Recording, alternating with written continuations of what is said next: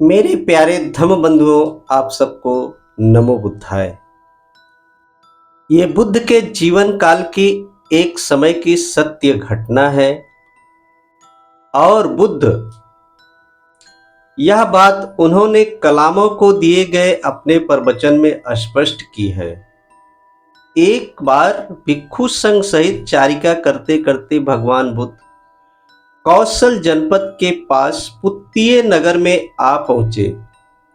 वह नगर कालाम नामक की बस्ती थी, जो कि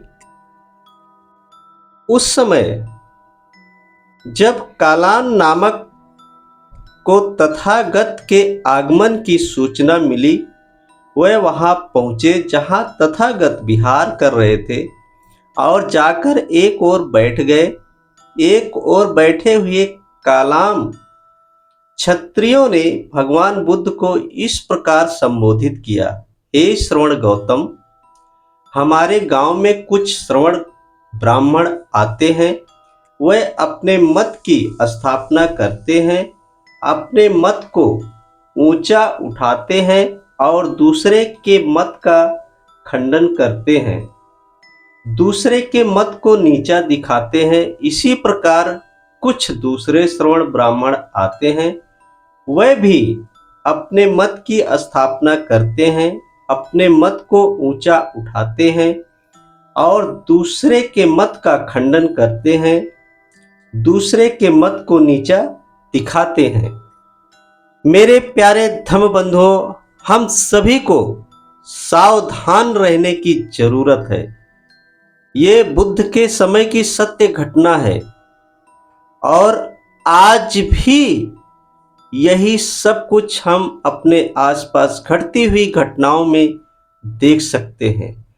अनेक प्रकार के धार्मिक लोग आते हैं और यही चीज हम सबको बताते हैं। तो आइए देखिए, बुद्ध धर्म की कसौटी को कसने के लिए क्या क्या उपाय बताते हैं और उसको हमें अपने मन में पूर्ण रूप से बिठा लेना चाहिए, ताकि हम किसी पाखंड में ना फंसें, किसी अंधविश्वास के मार्ग पर ना चलें।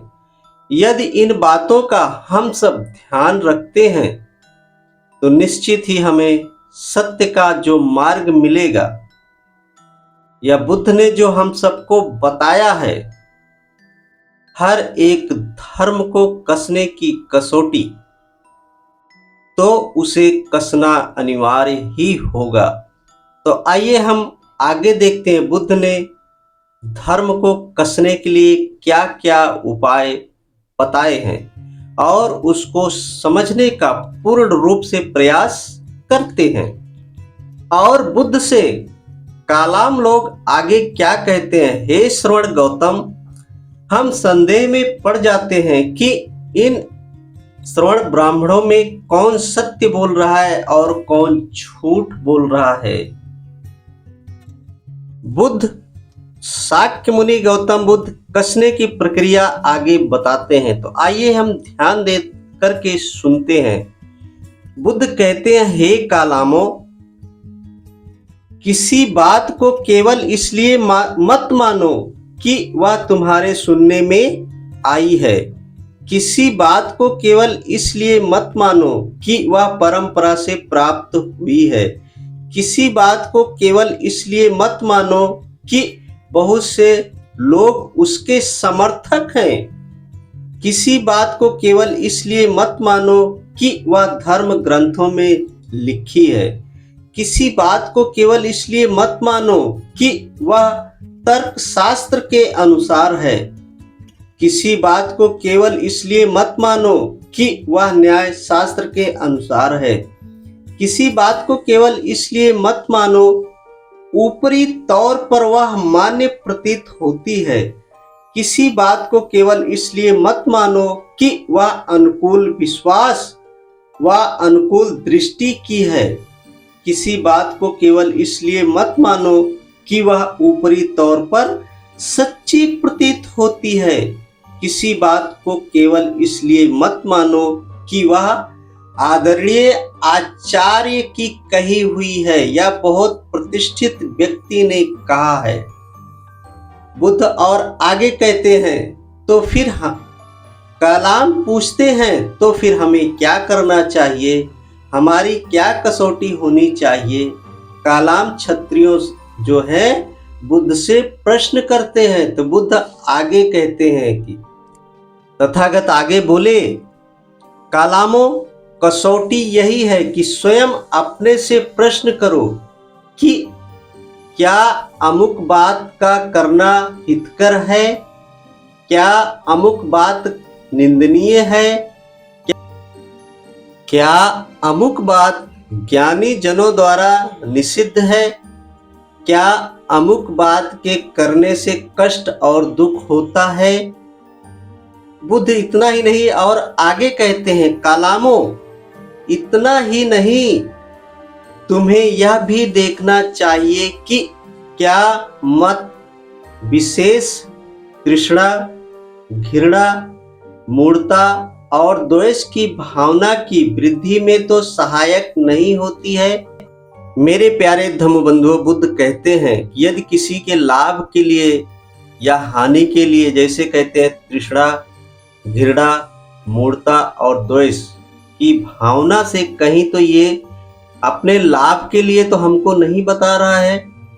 फिर बुद्ध आगे कहते हैं कि कलामों इतना ही नहीं, तुम्हें यह भी देखना चाहिए कि मत विशेष किसी को उसकी अपनी इंद्रियों का गुलाम तो नहीं बनाता, उसे हिंसा करने में प्रवृत्ति तो नहीं करता, उसे चोरी करने की प्रेरणा तो नहीं देता, उसे काम भोग संबंधी मिथ्याचार में प्रवृत्त तो नहीं करता, उसे झूठ बोलने में प्रवृत्ति तो नहीं करता, उसे दूसरों को वैसा ही करने की प्रेरणा देने में प्रवृत्ति तो नहीं करता है। मेरे प्यारे धम्म बंधुओं, यहाँ पे बुद्ध जो है हर एक धर्म को कसने की कसौटी बता रहे हैं। यहाँ बुद्ध अपने मत को किसी के ऊपर थोपना नहीं चाहते। वो विचारणीय है, यदि समझ में आए तो करिए, नहीं समझ में आए तो मत करिए। कहीं किसी को धोखा देने लायक तो नहीं है वो धर्म। समानता, स्वतंत्रता, बंधुता, भाईचारे के लिए ही है, तो उस धर्म को अपनाइए। बुद्ध धर्म को बहुत अच्छी तरह कसने की कसौटी हम सबको बता रहे हैं। तो आइए हम आगे देखते हैं बुद्ध और क्या कहते हैं।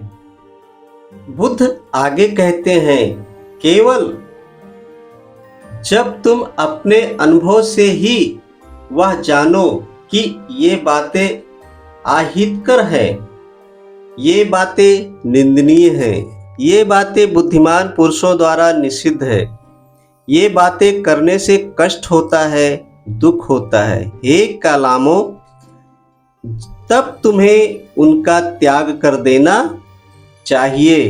बुद्ध कहते हैं कि जांचो और परखो, यदि वो किसी के हित के लिए नहीं है और निंदनीय है तो उसे त्याग दो। और फिर सब कलामों ने मिल करके कहा, बनते अद्भुत है, अद्भुत है, अर्थात बुद्ध का गुणगान करने लगे। आपके धम्म की और संघ की शरण ग्रहण करते हैं। आज से प्राण रहने तक भगवान बुद्ध हमें अपना शरणगत उपासक समझें। बुद्ध यहीं पे नहीं रुकते हैं, कलामों को और बताते हैं, लेकिन इस बात का विचार करो कि जिन मतों को या जिन दृष्टि को तुम स्वीकार करना चाहते हो वह हितकर है व नहीं, निंदनीय है व नहीं, कष्टप्रद तथा हानिप्रद है व नहीं।